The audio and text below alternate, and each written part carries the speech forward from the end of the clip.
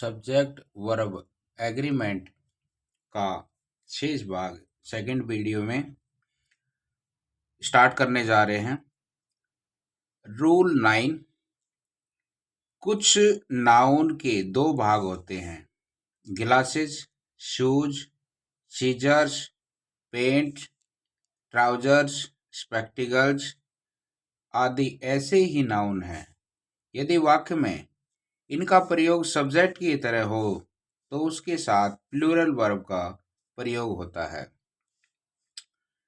जैसे कि यहाँ बताया गया है, ग्लासेज है, जो चश्मा होती है हमारी, स्पेक्टिकल्स, ये दो दिखा रखे हैं, इसके टू पार्ट्स दिखा रखे हैं। शूज में भी टू, सीजर्स में भी टू, पैंट्स में भी टू, ट्राउजर में टू।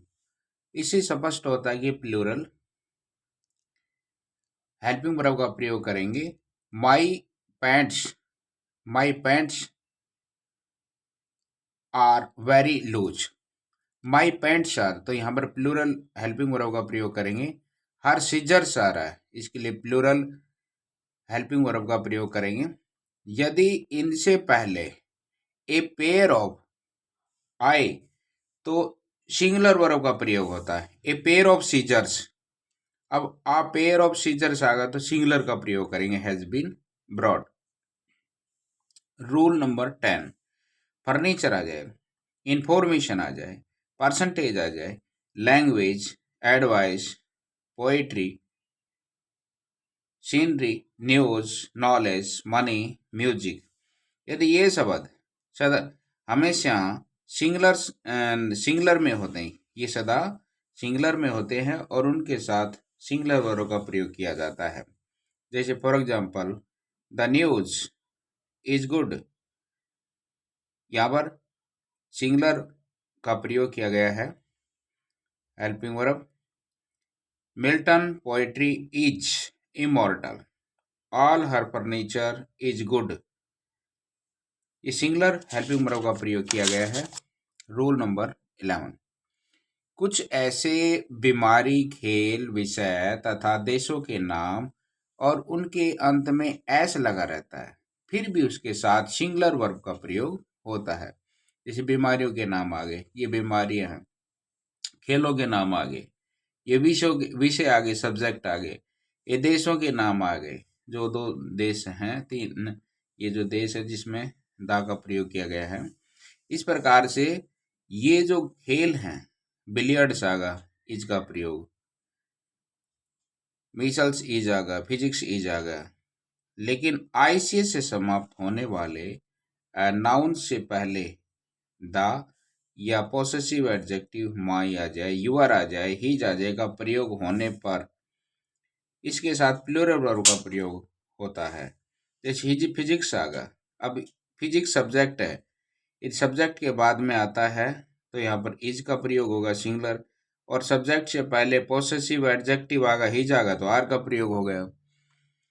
इस प्रकार से मैथमेटिक्स के बाद में यदि हम यूज करेंगे तो कोई सिंगुलर का प्रयोग, और मैथमेटिक्स से पहले यदि है यहाँ पर आ गया पॉसेसिव केस में आगा, पॉसेसिव एडजेक्टिव आगा, यहाँ पर दा का प्रयोग आगा, आर्टिकल आगा, तो यहाँ पर आर का प्रयोग हमने कर दिया।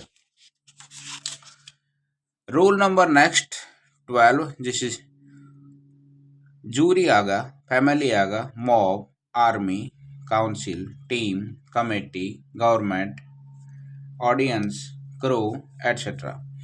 इन शब्दों से यदि समूह का बोध हो तो उसके साथ सिंगुलर वर्ब का प्रयोग किया जाता है। जैसे मॉब हैज डिस्पर्स्ड, यहाँ पर इससे पहले क्या आ गया, इसके बाद में सिंगुलर का प्रयोग हो गया, समूह के बारे में बताया गया है। द आर्मी, ये समूह के बारे में, सारे सैनिक होते हैं। हैज, यहाँ पर सिंगुलर का, has decided to disobey it commander, यहाँ पर सिंगुलर का प्रयोग हो गया।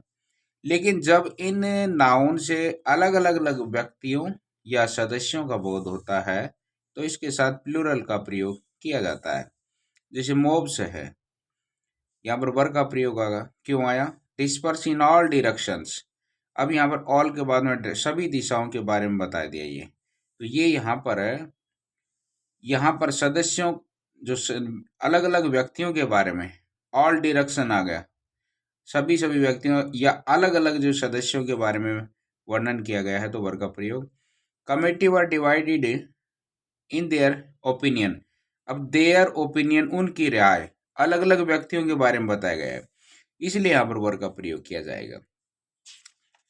Next rule 13, I wish, as if, as though, if आदि के बाद कल्पना हो, कोई इमेजिनेशन हो या अभिलाषा हो या उसकी जिसकी पूर्ति संभव नहीं है का बोध कराने के लिए सिंगुलर सब्जेक्ट के साथ प्लूरल वर्ब सामान्यतः वर्ग का प्रयोग होता है। जैसे कि ही टॉक्स, वैसे बातें करता है। एज इफ मानो कि ही वर अ किंग, जैसे कि कोई राजा हो। अब ही के साथ वर्ग का प्रयोग किया जाता है, लेकिन यहाँ पर इमेजिनेशन कल्पना की गई है तो यहाँ पर एज इफ आ गया, यहाँ पर आई विश आ जाता है, एज दो आ जाता है, इफ आ जाता है, तो यहाँ पर वर्ग का प्रयोग किया जाएगा। आई विश, अब आई के साथ वोज का प्रयोग किया जाता है, लेकिन यहाँ पर कल्पना की गई है तो आई विश, और मेरी इच्छा कि मैं एक पक्षी होता, तो यहाँ पर एक कोरी कल्पना की गई है, इसके लिए आई के साथ वर्ग का प्रयोग हो गया। रूल नंबर 14, डेयर और नीड का प्रयोग। प्रिंसिपल वर्ब की तरह डेयर नीड का प्रयोग सामान्य प्रकार से ही कर होता है। जैसे यहाँ पर सब्जेक्ट के बाद में डेयर्स का प्रयोग होगा, to do this, he dares, वह साहस करती है, टू डू दिस, ऐसा करने का साहस करती है। फिर यहाँ पर डू डज के बाद में फर्स्ट फॉर्म आ गई, यहाँ पर प्रिंसिपल वर्ब के रूप में काम कर रही है यहाँ पर ही। अब यहाँ पर देखिए डेयर का प्रयोग सामान्यतः इस प्रकार से प्रयोग किया जाता है, एक तो टेंस के रूप में आ गया, एक ये डू डज के बाद में फर्स्ट फॉर्म के बारे में प्रयोग किया गया है यहाँ पर। तो ये मुख्य रूप से मतलब प्रिंसिपल वर्ब के रूप में काम कर रहा है। अच्छा, जो मॉडल एक्सिलरी वर्ब की तरह किस तरह से काम करता है डेयर नीड का प्रयोग, ये नेगेटिव डेयर नॉट और नीड नॉट होता है, इसका प्रयोग नेगेटिव के अंदर। ही डेयर नॉट अपोज मी, अब उसका मेरे विरुद्ध विरोध करने का साहस नहीं करती है, वो नहीं करता है वो। तो यहाँ पर जो हो गया है तो ही डेयर नॉट अपोज मी, तो यहाँ पर मॉडल्स के बारे में होगा, मॉडल्स का प्रयोग किया गया है यहाँ डेयर नीड का प्रयोग। She need not go there, अब उसको वहां जाने की आवश्यकता नहीं है, आवश्यकता का न होना, साहस का न होना, आवश्यकता न होना, ऐसे सेंटेंसों के अंदर हम मॉडल्स का एक्सिलरी के रूप में प्रयोग करते हैं डेयर और नीड का। ये टॉपिक सब्जेक्ट एग्रीमेंट का टॉपिक है, ख़त्म हो गया है।